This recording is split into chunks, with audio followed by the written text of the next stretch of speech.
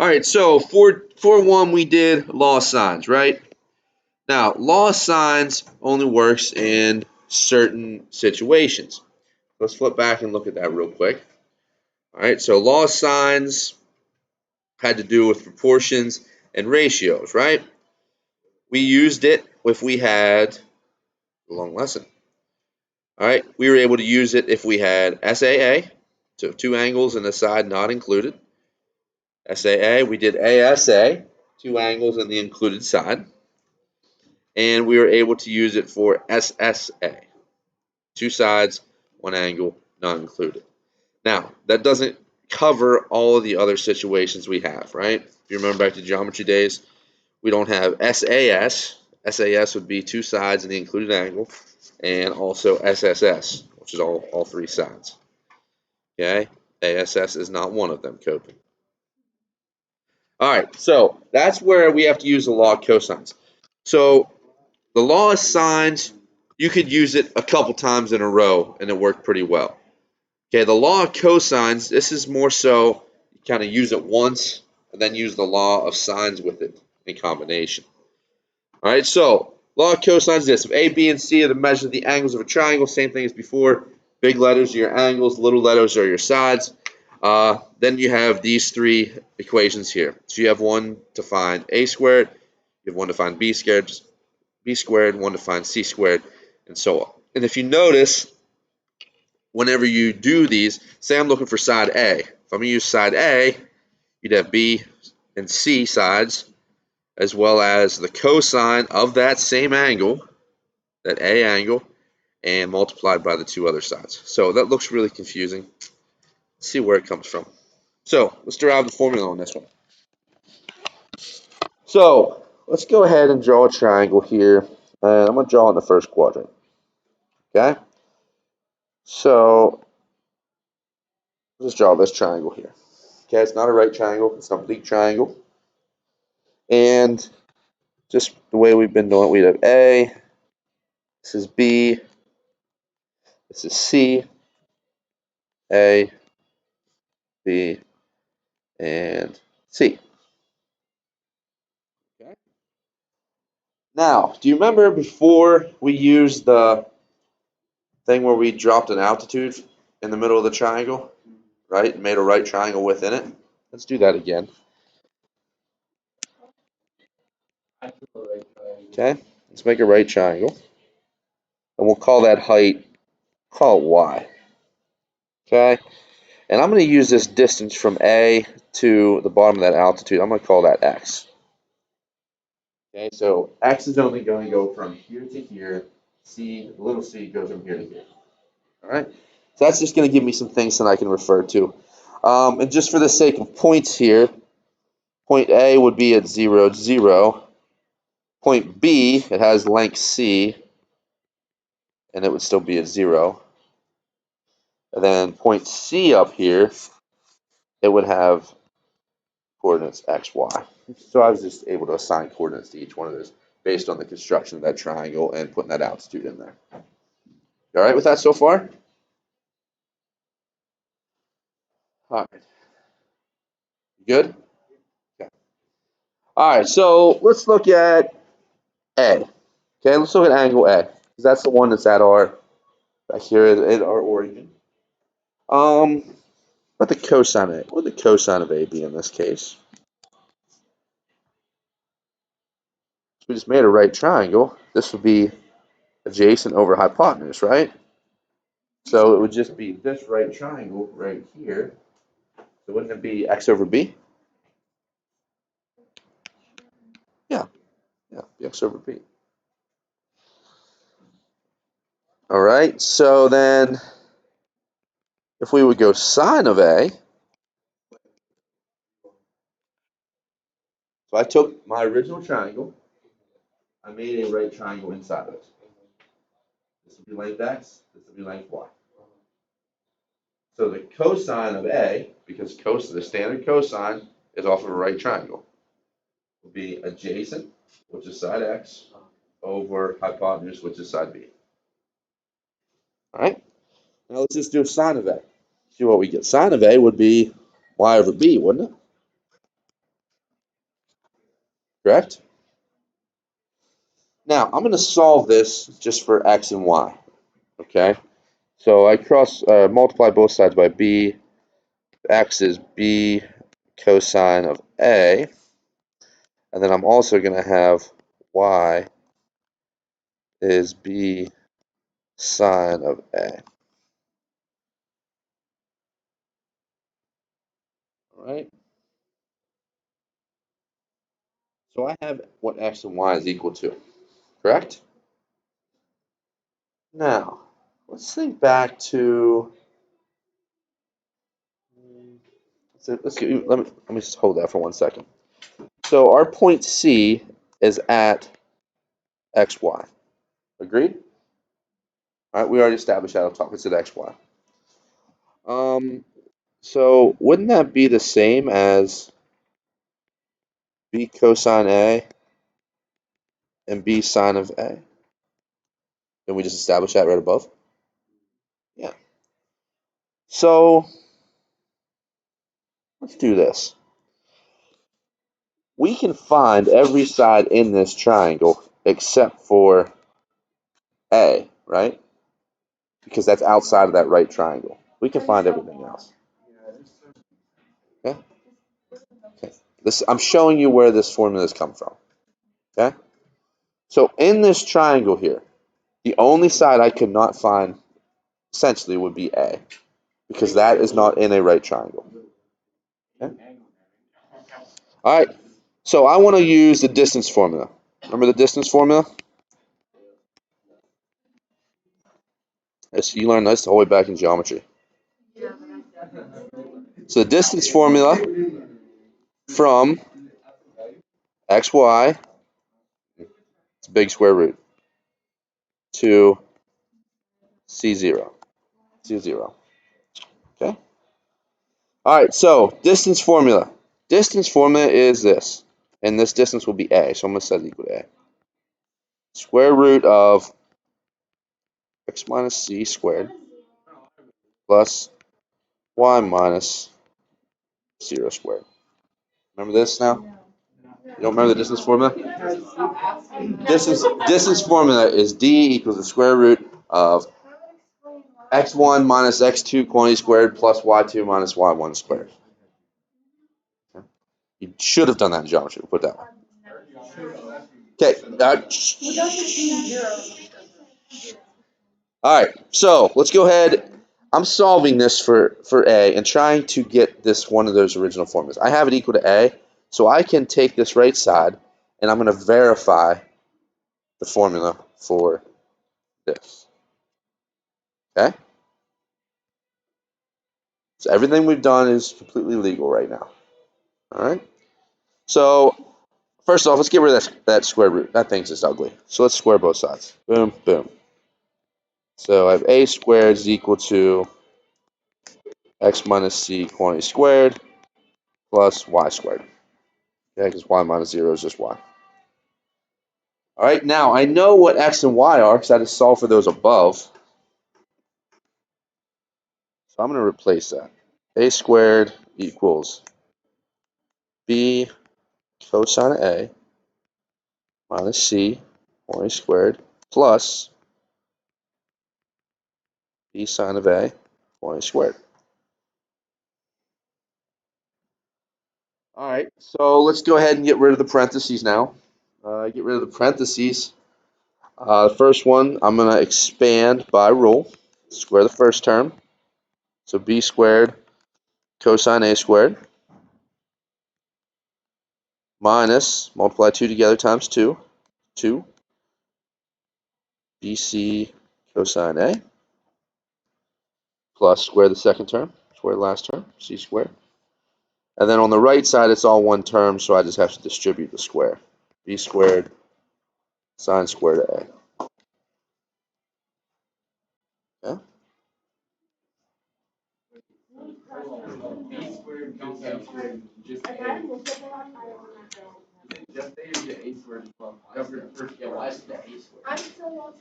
It's the sine and a are all together, so you just square the sine. On the left? Here? Okay? This is two terms. One, two terms. It is squared. It's right here. Cosine of A is one term.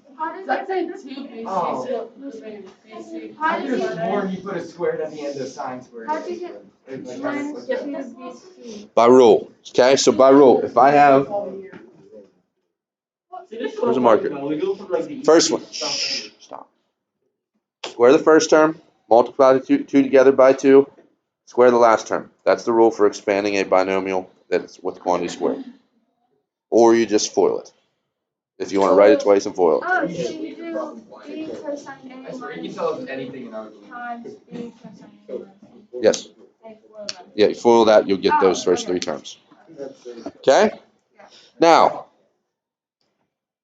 so now looking at this, I see a cosine squared and I see a sine squared. And they're both with A, aren't they? So it's not the same as 1? Yeah, all right. Let's get that to a point there. So I'm just going to rewrite this.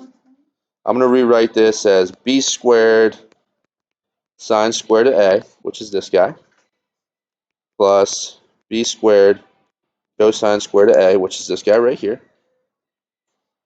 plus c squared minus 2bc cosine A. I just rewrote this things. And I rewrote them, so here and here, I can factor a b squared out.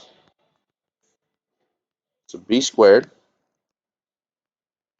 sine squared of A plus cosine squared of A plus c squared minus 2bc cosine of A. You got one step left. You got one step. We got one left. Now, this is equal to 1, correct? So, I have a squared equals b squared times 1 is just b squared plus c squared minus 2bc cosine A. Back to the original law. Ooh, it's the same. Wow. Wait, so why do you show us this? Because we're always asking them. Wait. Hey.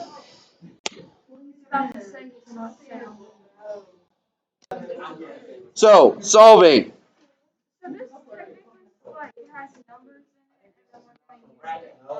Alright, solving SAS triangle. That's what we're going to use these for. SAS and SSS triangles. Now, there's a little bit different process that you need to do for this versus law of sines. Law of sines. Why is this not moving?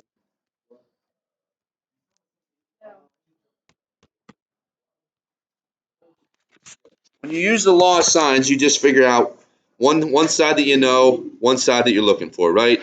It's using proportions. When we are going to use the law of cosines, we have a slightly different process that we need to do. Okay? You figure out what type of triangle you have first. If it is an SAS triangle, you know two sides and the included angle. You need to use these steps. So, first one, you need to use the law of cosines to find the side opposite the given angle. Then use the law of sines to find the angle opposite the shorter of the two given sides. And that angle is always going to be acute. All right, then find the third angle by subtracting. All right, so let's do this. Solve a triangle with A equals 60 degrees, B is 20 degrees, and C is 30 degrees. All right, so I'm going to draw my triangle. Same thing we did yesterday. A, B, C. B is 20. We got A. We got C is 30, and we have this angle here is 60 degrees.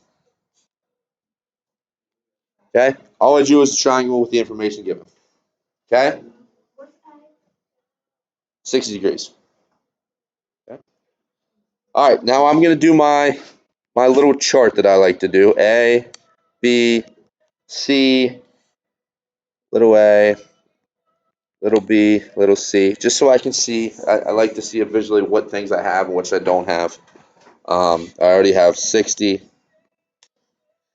I already have 20 and 30. So yesterday, we always had one where we knew both A's or both B's or both C's, correct? So all of a sudden now you have like one of each thing. All right, so that doesn't work for law of sines. That's where law of cosines comes into play. All right, so the first thing says, want to use the law of cosines to find the side opposite the angle given. So we are given angle A. Okay, so we want to find the one that's opposite the angle. Okay, so this is going to be side A. All right, if we want to use find side A, we're going to use the formula for the law of cosines for A. So it'd be A squared plus, A squared equals, not plus, equals B squared plus C squared minus 2BC cosine A. Okay, so that would be the very first one. All right, now plug in what you know. So I have, that was the formula from the beginning of the lesson. That was the law of cosines, the very first one. Okay, so A squared is equal to, well, B is 20, so I have 20 squared, plus C is 30 squared, minus 2, B is 20, C is 30, and then we have the cosine of our angle, which is 60. Then guess what? You just start punching that in the calculator. So 20 squared is 400 plus 900 minus, I got 1200. The cosine of 60 is 0.5. All right, so then I have A squared equals 700. Okay. So then I square root both sides because I just want A. A is going to be 26 and a half. 400 plus 900 is 1300. Negative 1200 times a half is 600. 1300 minus 600 is 700. Order of operations, guys. All right, so that was the first step. I found that side. Now, this is just back to where I was yesterday, right? Set up proportions. Okay, I have both the A things. So let's just find B then. Find big B. So let's go just like we did yesterday. A sine of A equals B sine of B. Okay, this is just relapsing back to yesterday. 26.5 over the sine of 60 equals 20 over sine B. All right, so then I'm going to have 20 sine of 60 is equal to 26 and a half sine B. I just cross multiplied. Divide both sides to get sine of B by itself. What the heck? That's weird. Okay. What? How do we know if we keep them like in fraction form or if it's like You do. Here? Well, we just cross multiply that when we get here. Oh yeah, but like sometimes we leave them in fraction form. Well, okay, when I am looking for a single variable, if I have like just A, then I would just go straight to fraction. But because this one I have a sine of B, that's when I just need to truly cross multiply. Yeah. All right, so then sine of B be 20 sine 60 over 26 and a half. All right, then it's just calculator work. Punch it into a calculator. I get sine of B equals 0.6547. All right, now I don't want the side, I want the angle. So I have this. If I want to find what B is, I have to do what function? Inverse sine of 0.6547. And that's going to give me about 41. Okay, so B would be 41 degrees. Then last step, 180 minus 60 minus 41 is going to be what? 79. 79 degrees. Questions?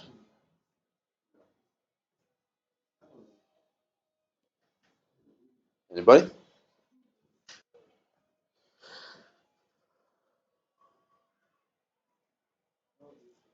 All right. If you look right below that, you have one very, very similar. Big A, little b, little c. You guys all see it? Okay. I'm going to give you 5 minutes. I want you to figure out the rest of the triangle for the one below. Okay. So I want you to tell me, we have A is 120. You got to find B. You got to find C. You have to find little a. You know little b is 7. You know little c is 8. Do you even need a lot of coastlines for this one?